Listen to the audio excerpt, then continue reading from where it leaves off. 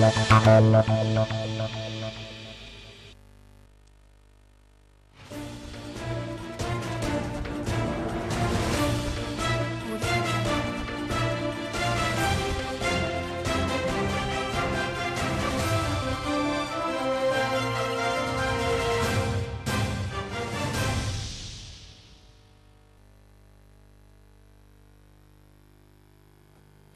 afternoon. It's Midday Live from the News Hub at Adisawe, Kanda. My name is Wendy Lai. The headlines for this afternoon.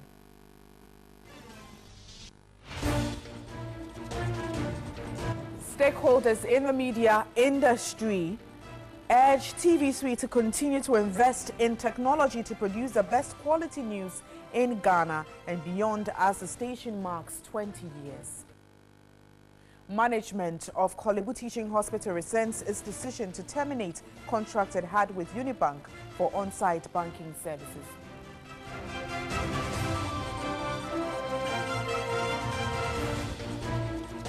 And vegetable growers at Goma, Bewaze and Winneba continue to lose due to invasion of spider mites in farms. And on international front, Catalonia's independence referendum begins in chaotic fashion, with clashes occurring as police attempt to prevent the vote from taking place. We have details of these stories, including sports and entertainment, coming up shortly. Let's start with our stories now, and we focus on our station TV3 as we mark 20 years. And stakeholders in the media industry have urged TV3 Network Limited to continue to invest in technology to produce the best quality news, not only in Ghana, but also in Africa and beyond.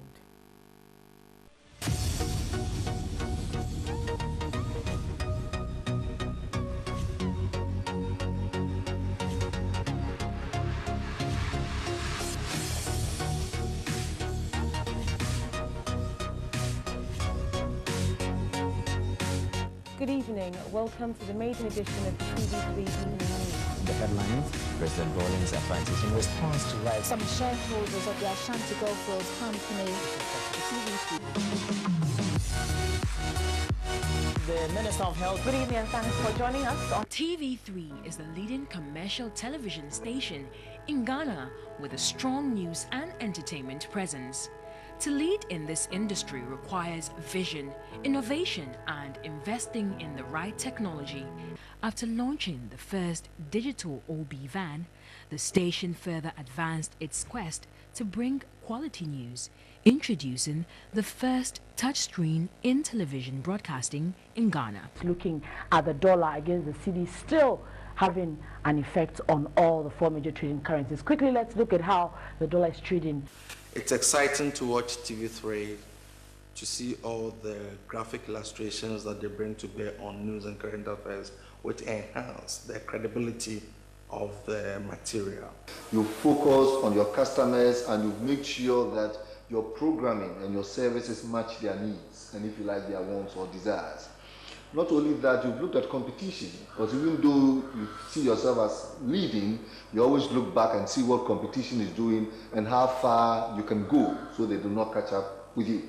I congratulate TV3 for its 20th anniversary, and I wish them all success in the next years to come. We've had the opportunity of working with TV3 over the past 20 years. And indeed, it is one of the stations that have done very well when it comes to business coverage. Issues of business is of critical importance to industrial players and business organizations like us. And anytime we call upon them, they come cover our news and actually cover it very well. In 2016, in its bid to change television experience in Ghana and to meet international standards, a new modern studio was launched. The sprawling and interactive setup was equipped with giant screens and suave software that facilitated comprehensive coverage of the 2016 elections. That TV3's election coverage is something that ought to be commended as well.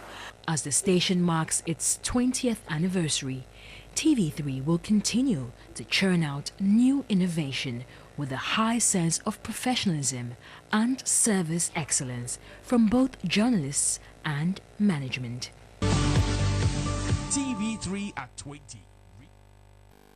And for the past 20 years, TV3 has churned out innovative news stories making an impact not only on communities but on the entire nation. Stakeholders want the station to continue to be the focal point of news discussions and analysis in Ghana and beyond.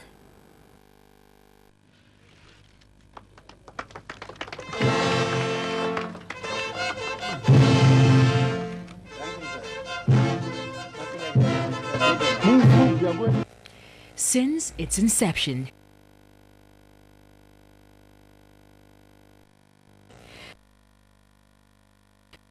for a news item by TV3 to confirm breaking news or rumors from unofficial sources. He said the government cannot sit while some group of contractors cheat on the system. And if this side of the building is supposed to be the way it's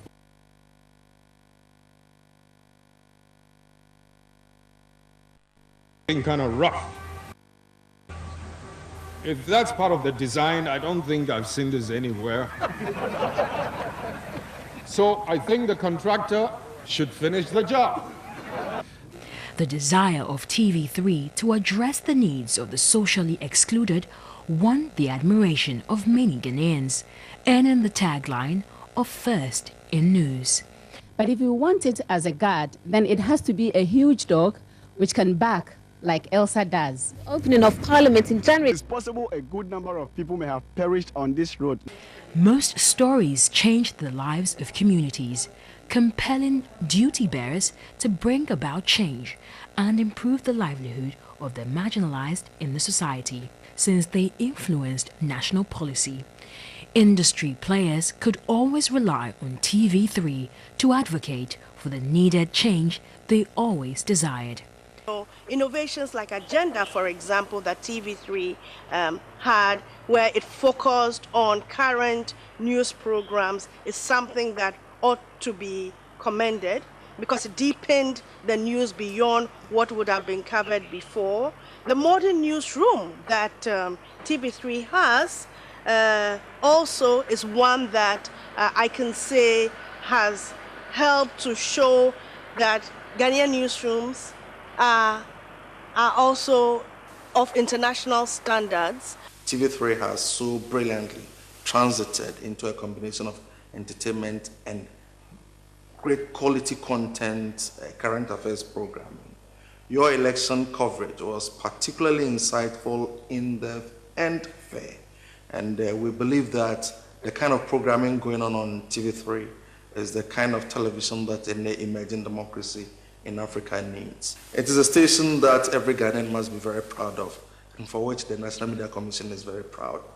As the station marks its 20th anniversary, it will continue to lead the agenda for evidence-based reportage that will instigate change in society. And with its tagline, First in News, Best in Entertainment, TV3 Ghana has always focused its lenses on development issues. Let's take a look at some of the stories that have impacted lives positively through our reportage over the last 20 years.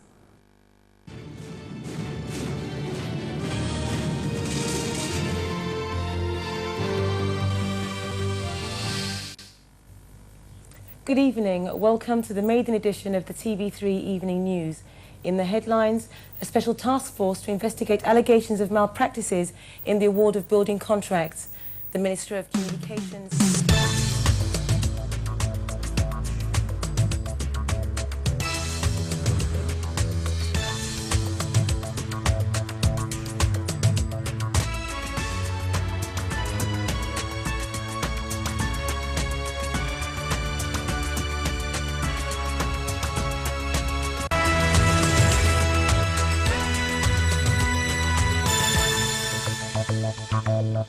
With its tagline, First in News, Best in Entertainment, TV3 Ghana established itself from the onset of its broadcast on October 1 as the most watched free-to-air television station in Ghana, achieving 65% nationwide penetration at the end of 2006. Through determination, innovation, and hard work, TV3 has maintained its leadership in news and entertainment and remains the authentic voice in news broadcasting in Ghana.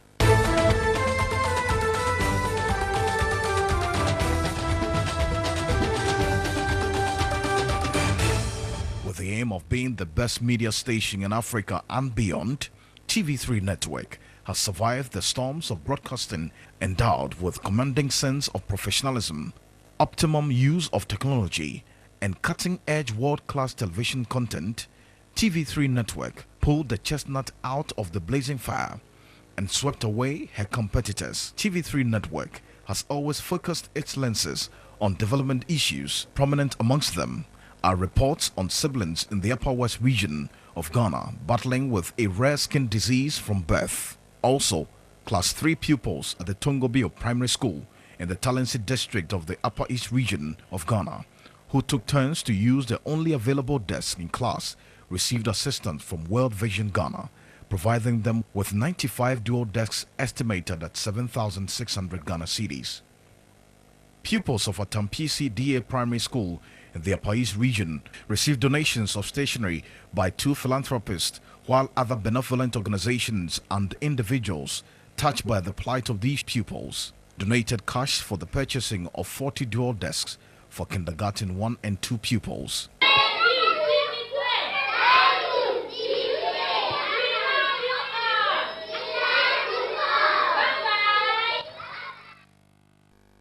And for 20 years, TV3 has given viewers well-researched, in-depth analysis of the news and current affairs. But various people have played significant roles in this milestone as managing news editors.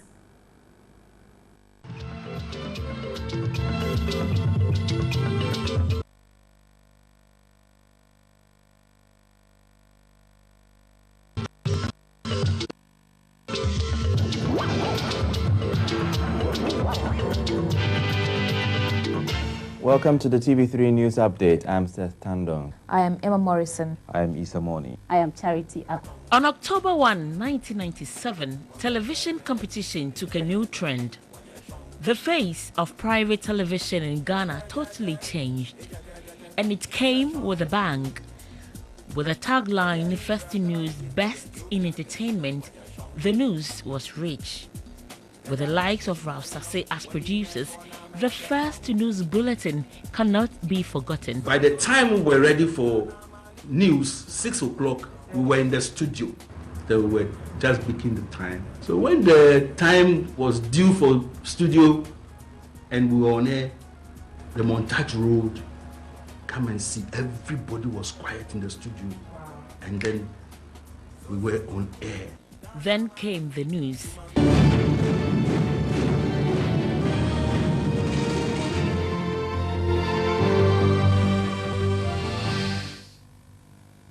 Good evening. Welcome to the maiden edition of the TV3 Evening News. In the headlines, a special task force to investigate allegations of malpractices in the award of building contracts. The Minister of Communications, Echo Spiogabra, congratulates TV3 on the occasion of the commencement of its transmission. Amadade was the first face of TV3 News. The likes of Setando, Charity Aqua, Emma Morrison, Abu Issa Moni, and many held the nation bound with not just eloquence but rich and authentic news from across the country. It's possible a good number of people may have perished on this road. A fortnight ago when I visited the site, nothing much had been done. Even this fence wall had not been erected. But as you can see, there's been a lot of progress since then.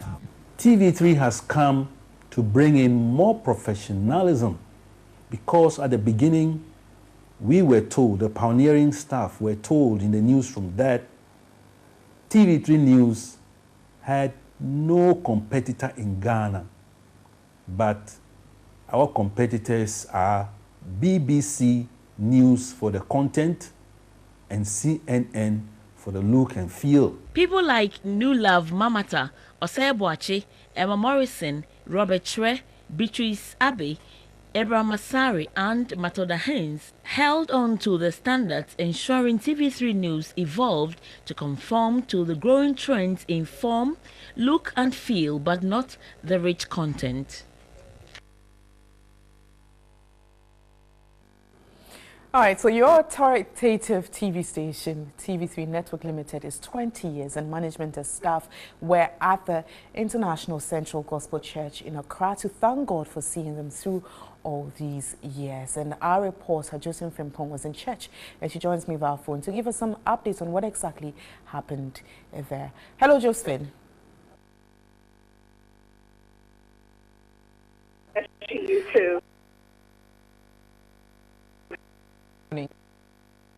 Right, management and staff of TV3 or Media Pro joined congregants of the ICG, the Christ Temple, to celebrate their 20th anniversary. It was a Thanksgiving service to acknowledge our efforts in the media landscape. It was basically to acknowledge us for 20 years of excellent broadcasting, and that was the focus of service for today as well. The head pastor of the church, Pastor Mensa Oto, will acknowledge our efforts for the period for 20 years. So challenge us to do more, to go the length and breadth of the country, to speak for the voiceless, and also articulate the concerns of people in Ghana. So basically, Wendy, a Thanksgiving service to us and to God, and also acknowledge our efforts in the media landscape, Wendy. All right, thank you so much, Josephine Frimpong, for that update. We'll bring you some more on TV3's 20th anniversary in our subsequent bulletins. You still watching Midday Live. Now let's move to one of our headline stories. And the Kolebu Teaching Hospital Management has rescinded its decision to terminate the contract it had with Unibank for the on-site banking services. The hospital had cited compatibility issues with the end-to-end hospital revenue collection software being used for the hospital, which was approved for Stanbic Bank, which compelled the facility to initially terminate the contract with Unibank.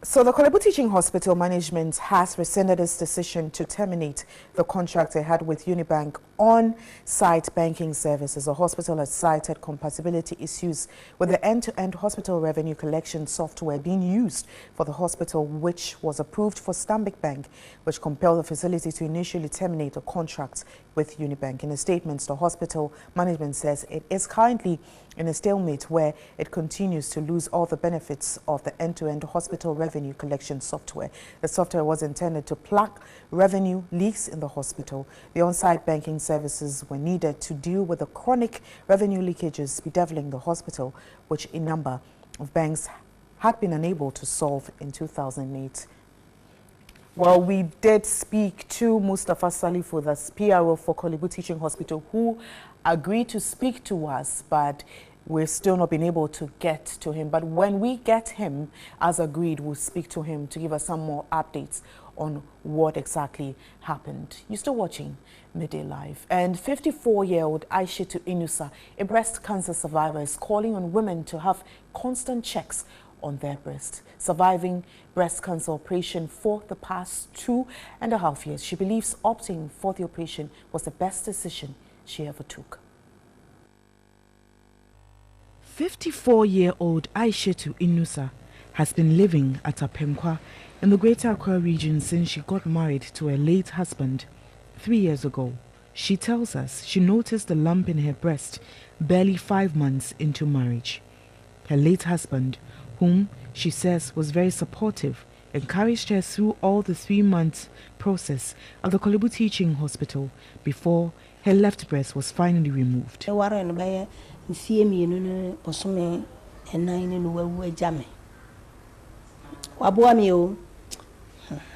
It's been 2 years since she had the operation and has since been on medication, though she sometimes feels tired intermittently while doing some chores. After the operation, she believes it was the best decision she took. I'm very happy I took that decision. I would have lost my life. She expressed worry about the alarming rate of breast cancer cases in Ghana. hence calling on all women to have constant checks. It's a very dangerous disease and must be taken very serious. Her daughter, Ramatu Umar, and only surviving relative, says she was shocked when she found out about her mother's condition after it was hidden from her several months, but she was also glad she did it. I'm happy because that sickness is very dangerous, and when it lasts long in you, it may kill you. Breast cancer starts when cells in the breast begin to grow out of control. These cells usually form a tumor that can often be seen on an X-ray or felt as a lump. According to the World Health Organization, 95% of breast cancers are curable if only detected early.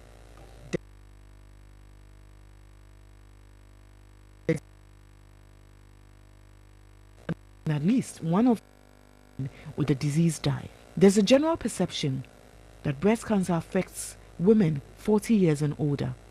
But the fact is, young women are being diagnosed in their teens, 20s and 30s. So that was a survivor's story, but in this month of October, we'll bring you some more stories on breast cancer. We look at other stories, and management of the whole School of Hygiene is appealing for the early completion of an 18-unit classroom block to ease lecture hall challenges. The project was abandoned when it was about 90% complete. Principal of the school, Edward Kofi Fuji, made the appeal during a tour of some facilities in the area by the Deputy Minister for Sanitation and Water Resources. Following reports by TV3 News on the lack of accommodation at the whole School of Hygiene and their continuous stay in rented premises belonging to the Pharmacy Council and other private hostels at Asiedu-Dartey, has prompted the Deputy Minister of Sanitation and Water Resources to move in and assess the situation. The whole School of Hygiene, since its establishment 22 years ago, has no permanent infrastructure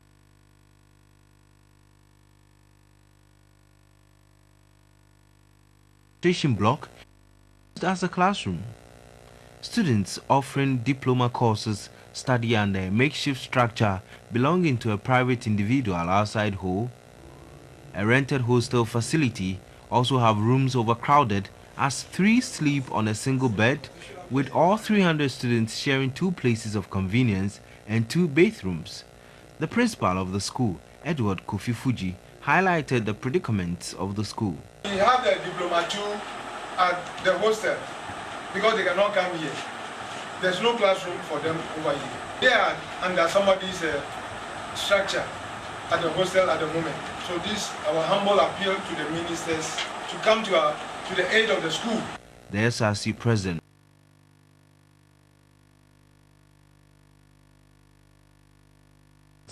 When you go to the hostel, it is worse. Some of our gents are lying on the bare ground because they do not have places to put their mattresses. We are suffering. We don't have structures. We don't have a library. We don't have laboratory equipment to even study with.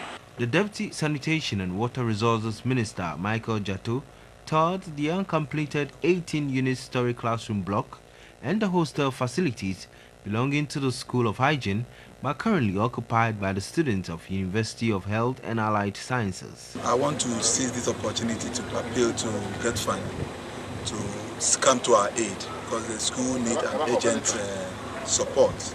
So Get Fund should come to our aid so we can put that one in shape to give them the facility for learning. I think you guys need to consider that hygiene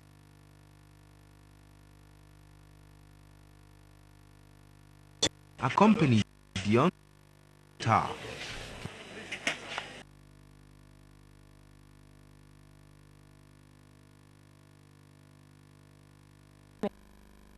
Of the Kolebu Teaching Hospital has rescinded its decision to terminate the contract it had with Unibank for on-site banking services. I'm told this afternoon that we do have Mustafa Salifu, that's a PRO of the Kolebu Teaching Hospital, via phone. Good afternoon, Mustafa, and thanks for your time.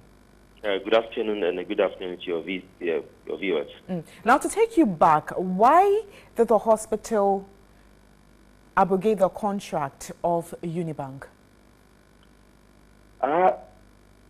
You know, the hospital in 2015 engaged Stanbic Bank. And before the engagement of Stanbic Bank, the hospital had HFC was then in charge of collecting revenue on behalf of the hospital across the whole department in the hospital. And then we realized that, we did an assessment and realized that HFC was actually not meeting the requirements of the hospital. So we decided to open up for and invite other banks to come and compete for the on-site banking services in the hospital. So in that process, Stanbic Bank emerged as the first, so they were scored. And then we decided that Stanbic Bank should go ahead and then collect. But then the board then decided that, two banks should be invited. So they decided to select Stanbic Bank and then Unibank. But Unibank in the scoring actually placed fourth in the process. That's a competitive selection process that they were taking through. But then the hospital was still having problems with revenue leakages. So, and then we were in serious need of a software that can actually run other operations, not just the revenue collection. So we decided to invite the two banks to submit proposals for this additional service. What then happened was that Stanbic Bank appeared on both occasions and was able to make presentations, but Unibank failed to turn up on those two occasions. So the hospital then went ahead to award a contract to Stanbic Bank to roll out this new service. You know, and then the software is like that. You can't have another bank operating. So there was a need for us to discontinue the contract with Unibank so that Stanbic Bank could roll out throughout the hospital. That was the basis for abrogating the contract with Unibank. Now, even before we get to why you brought Unibank back, as you've stated in your release, now, did the termination bring about any judgment debts, or could it have brought about any judgment debts? You know, before they started the work, there was an MOU that we signed with both banks, and there's a clause in there that says that if any party in the contract actually wants to exit, then you could give a notice of 90 days to the other party so that you can abrogate it.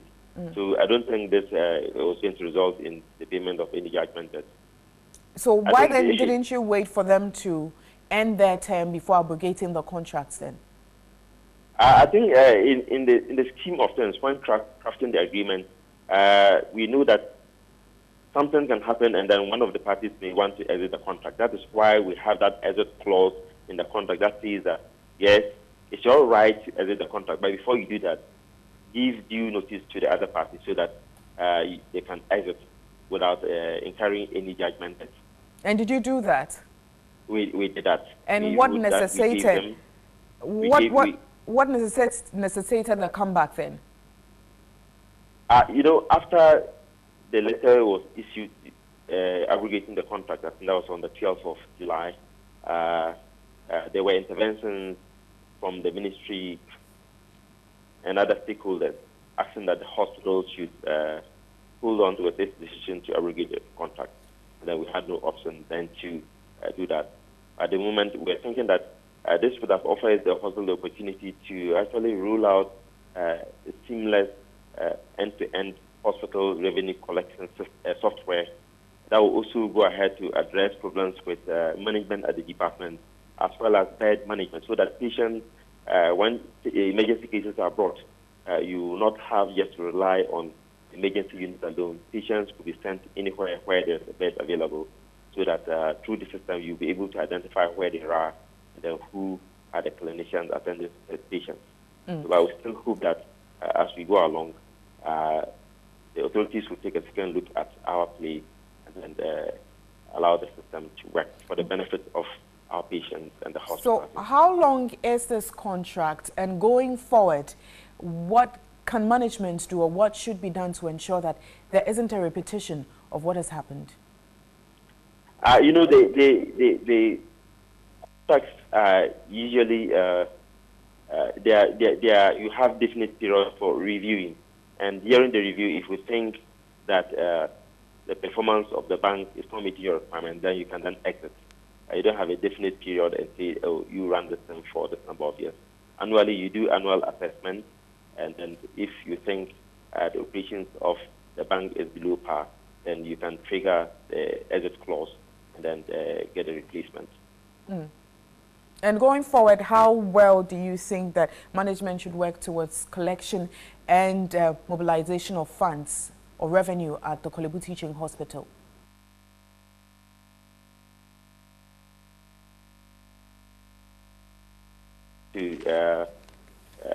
To roll out, with the support of Stanbic Bank, targeted to do a system that will not just concentrate on revenue collection, but will also support us in managing the various departments and units.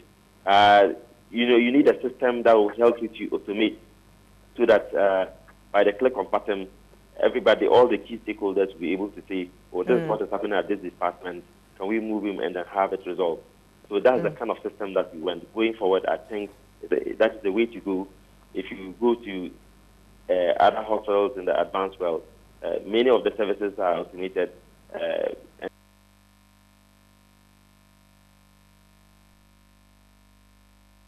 Thank you, Mustafa Salifu, is a PRO Korle Bu Teaching Hospital. We're still focusing on health, but away from matters in relation to Korle Bu Teaching Hospital. And 3-year-old Ellen Haminya has been diagnosed with plastic anemia. Doctors say her condition prevents her from producing enough new blood cells, causing her to bleed continuously from every opening on her body. Now, doctors are saying that if she does not receive treatment at a cost of 19,500 cedis within the next few days, she may lose her life.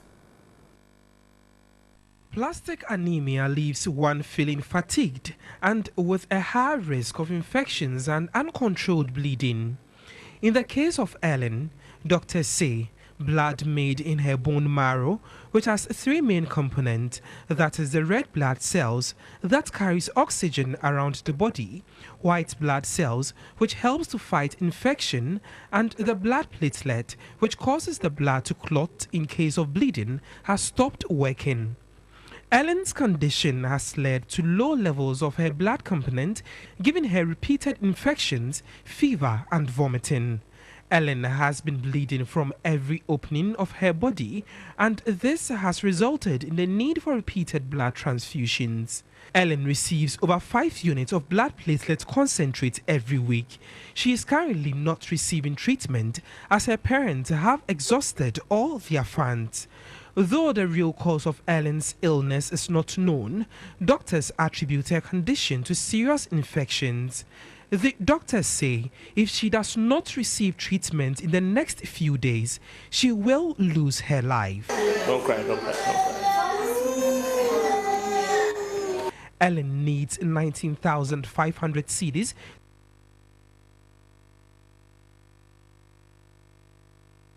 to her at the Korle Bu Teaching Hospital. Sure, if you have been touched by Ellen's story, quickly send in your donations to save her life. You're still watching Midday.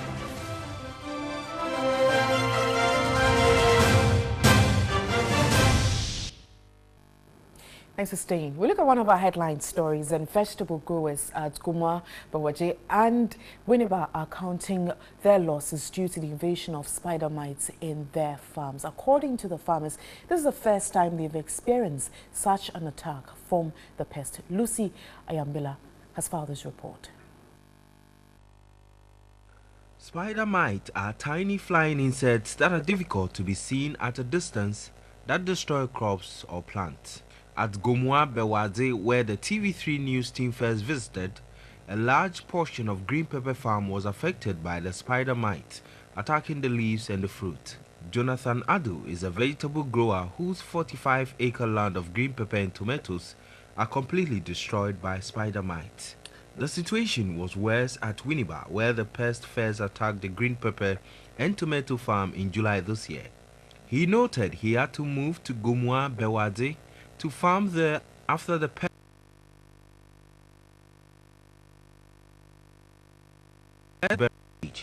Jonathan, who is also the CEO of Love Plant Company Limited, lamented the situation has compelled him to lay off some of his farm workers because he is incurring losses. We lay some off so that we can be able to control it. But yes, still, because of the problem has not been solved, we find it so difficult to maintain the rest. Now it left roughly about 42 workers now. We have decided to sack, let's say, 20 of them and see whether we can be able to maintain the 20 workers. He narrated how he tried controlling them by applying several agrochemicals but yielded no result. I think sometimes we call some of these agrochemist dealers and some of the agronomists. I mean, we've consulted this agric extension agents and PPRA people. They've recommended some of chemicals and other things, but just the initial stage we are having some chemical that we normally use. But I think the chemical got finished in the system. According to him, if not controlled, the infestation of the spider mite can cause food shortage and increase unemployment rate, thus appealing passionately for government intervention. Now, the Ghana Maritime Authority has defended the proposed 50% security fee to be charged on gross tonnage on vessels that call at the country's port from October 1. Now, Director General of the authority, Kwame Owusu, in an exclusive interview with TV3 said the agitations from the shipping lines were needless as the fee was legitimate. The Ghana Maritime Authority, backed with LI 2009, is mandated to have charged $1 per gross tonnage on every vessel that calls at the port for its safety and security. It was, however, reduced to 15 cents till date. But the Director General of the Ghana Maritime Authority, Kwame Owusu, says the 15 cents charge was illegitimate. I believe that my administration and my directors agree we will move it to 50 cents, half what has been approved by Parliament, and then go back to Parliament and say, please, my people are claiming hemorrhaging, notwithstanding the price, reduce it so that we can regularize it. Other than that, I will be supervising legitimate activity. Kwame Owusu expressed shock over the agitations from the shipping lines, arguing that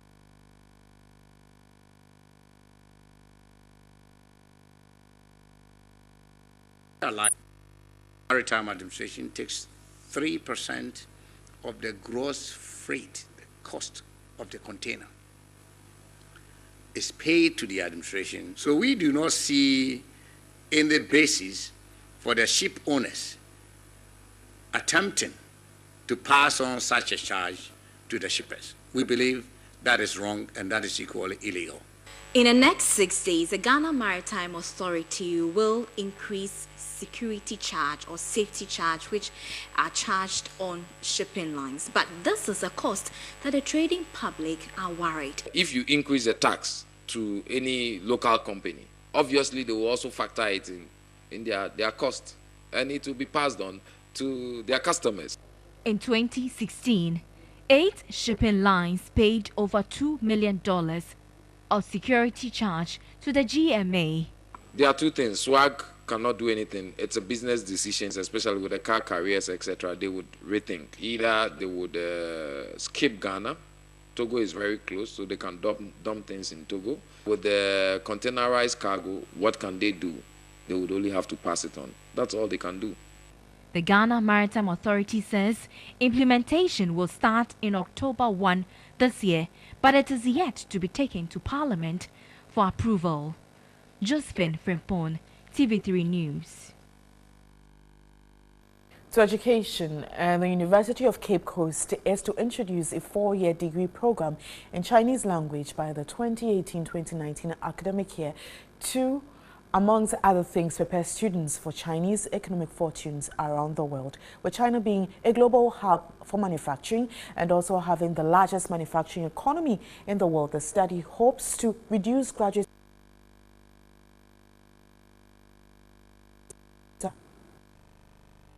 has over the years played a significant role in international trade and has increasingly engaged both governmental and non-governmental organizations around the world, including Ghana. It is the largest exporter of goods in the world and is known as the world's fastest growing consumer market. China takes pride in Confucius, a great philosopher who lived many years ago, and therefore celebrates him on every September 28, his birthday. This year's celebration at the University of Cape Coast brought together students of Chinese culture from the university community.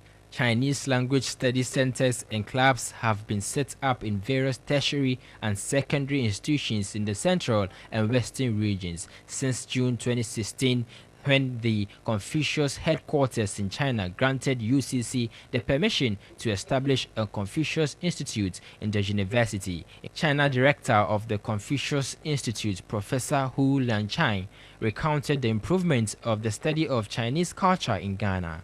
The registration of the students for different kinds of courses, including the language course and also the arts.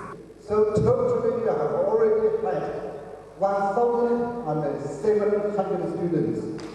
Ghana director of the Confucius Institute, Professor Ishmael Mensah, stressing on the importance of philosophy of Confucius to students, said Confucianism emphasizes on personal and governmental morality, correctness of social relationships, justice and sincerity. Already, the University of Cape Coast ran degree programs in Ghanaian languages, English language, French language, and liberal courses in Chinese and German cultures for fresh students. The director of the Confucius Institute Ghana, Professor Ishmael Mensah, hinted of the introduction of a full-time 4-year program in Chinese language. At the moment, we've been able to pass through the faculty level, the Faculty of Arts.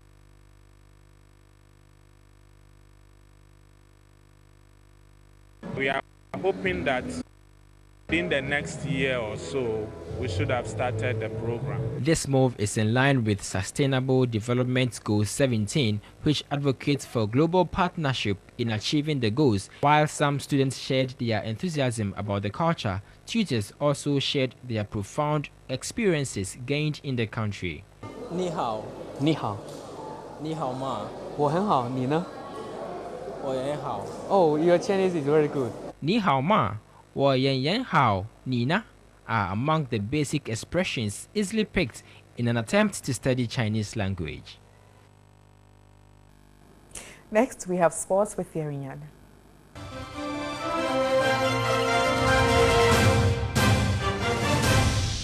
And that'll be all for this afternoon. Happy anniversary to us all. And we say thank you to our viewers for contributing to our success story. My name is Wendy Lai. Do have a lovely afternoon. Thanks for watching.